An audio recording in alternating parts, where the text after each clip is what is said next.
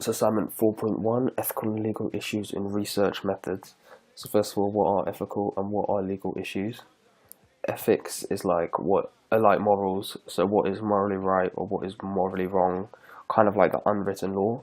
While legal is what is permitted by the law. So if you're doing something illegal, then you're breaking the law. For example, a researcher, when conducting a piece of research, can't physically harm one of his participants. He has to stay within the boundaries of the law while conducting that piece of research. Next, we have BASIS Code of Conduct.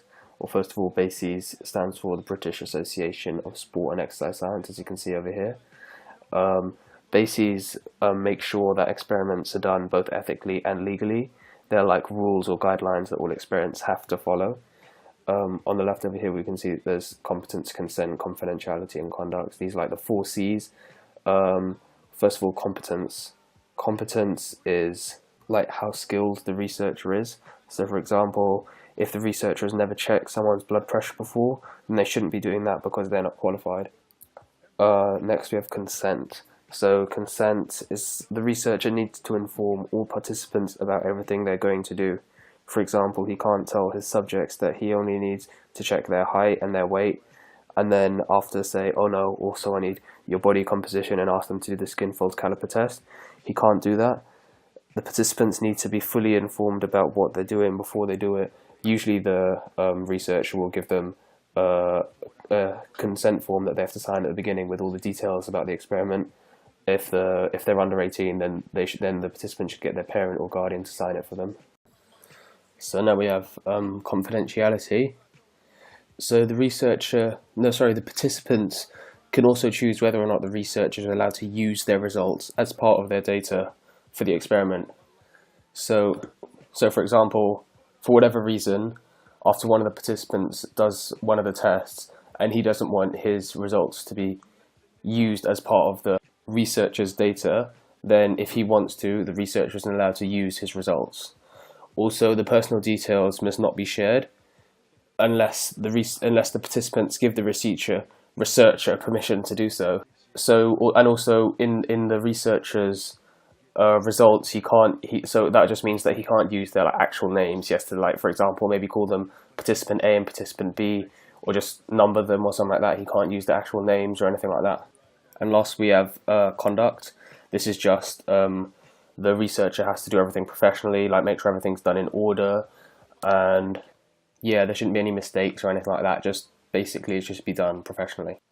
Next we have Zimbardo and Milgram. So why do we have BASIS and other research committees today? Zimbardo and Milgram are common examples, as both of them are like really ethically and perhaps legally wrong as well. So Zimbardo's prison experiment over here is the one on the left. That's a photo from the experiment. So pretty much Zimbardo got 24 college students, and by the flick of a coin he made half of them prison guards and the other half prisoners.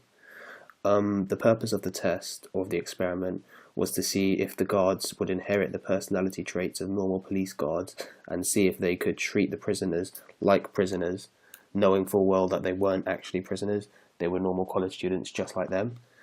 To begin with, the experiment wasn't really moving, but as it went on, the guards started to show signs of aggression, and not long later things started to get a bit extreme. The guards started to abuse the prisoners, causing emotional harm to a few of them. A few of the prisoners showed signs of extreme stress and begged the guards to leave. However, both Zimbardo and the guards ignored their requests. After just 6 days, the experiment had to be shut down because it was like too extreme, and 2 of the prisoners had emotional breakdowns. That just like shows how extreme it was. The experiment was ethically wrong as it caused emotional harm to the prisoners, and also ignored the fact that the participants should have the right to leave any experiment anytime they want. However, in this case, they weren't allowed to leave because Zimbardo didn't let them. The second test is the Milgram experiment. That's the one over here on the right. So pretty much the Milgram experiment was an obedience study. Milgram got a participant and an actor, and the actor was part of the experiment. The actor had to sit in an electric chair, and the participant had to sit in another room and ask the actor memory questions. and each time the actor got one of the memory questions wrong, the participant was supposed to give him an electric shock. Now, the participant thought that he was actually giving the actor an electric shock, but he wasn't actually. The actor would just sit in the chair and scream, and then he could hear him screaming, and he realized that he was causing him harm.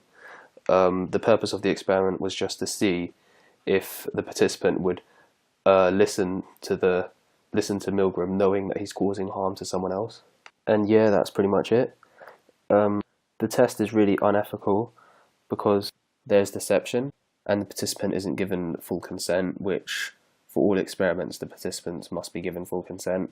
Also, because the participant thinks that he's giving the other person electric shocks, he's put in extremely stressful situations which would cause emotional harm to him. So for those two reasons, it's really unethical. Okay, so here we have the effects or the consequences of not working ethically and legally. So you could be fined, you could lose credibility, so just your research wouldn't have any credibility to it.